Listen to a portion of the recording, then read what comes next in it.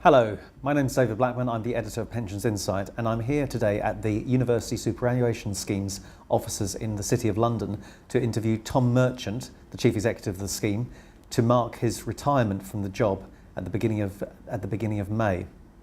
Hello, Tom. Hello, David. Last year there was quite a lot of publicity surrounding the latest results the latest valuation results from USS showing that the deficit had climbed to £9.8 billion.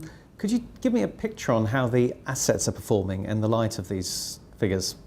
The assets are performing very well and have done so for the last 3 or 4 years. Our assets have now climbed today to £38 billion, which is the highest ever level, which is outperforming our strategic asset allocation. The difficulty, of course, is gilt yields against which our liabilities are measured. And they have been low for some time, but just recently they've dropped even lower. And we're now looking at a real return on 30-year gilts of minus 0.4%. Clearly that has a very adverse effect on all schemes' liabilities, which has pushed down our funding level. The funding level is very volatile.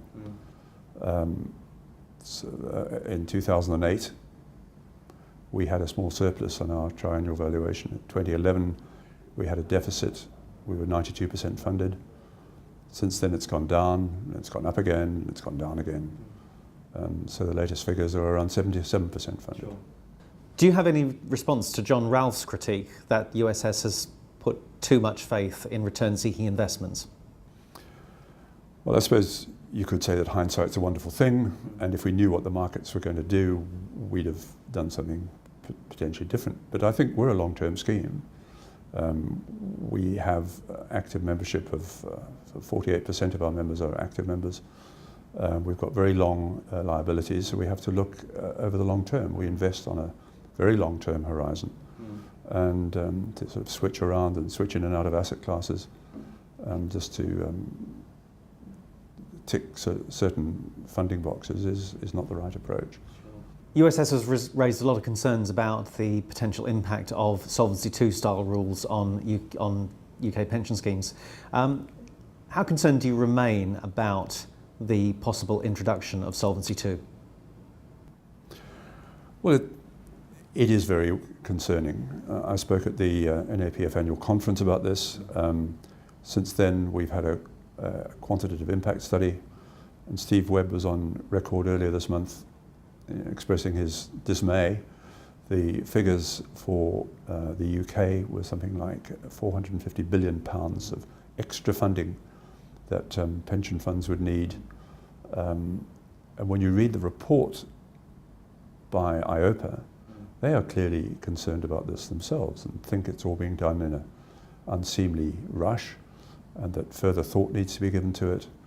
There's growing opposition from countries apart from the UK, from Germany, the Netherlands, Ireland, and now Belgium is opposing Solvency II. So there's a huge amount of real concern, but the European Commission seems to be just bashing on regardless, which does not seem to be a very sensible approach. Yeah. So yes, we're still concerned. You hope that common sense will prevail, but there's no guarantee that it will. Tom, thank you. I've heard you make comments in the past that the introduction of Solvency II style rules could be an unmitigated disaster for UK pension schemes. Do you still hold true to that statement? Yeah, absolutely. We're operating in a very difficult economic environment right now.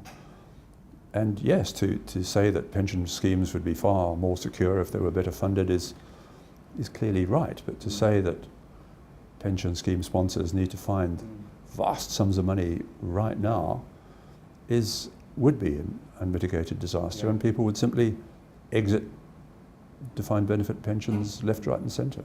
Sure. Well, thank you very much, Tom, for your time today, and at Pensions Insight we wish you a happy retirement. Thank you very much. Thank you very much, David.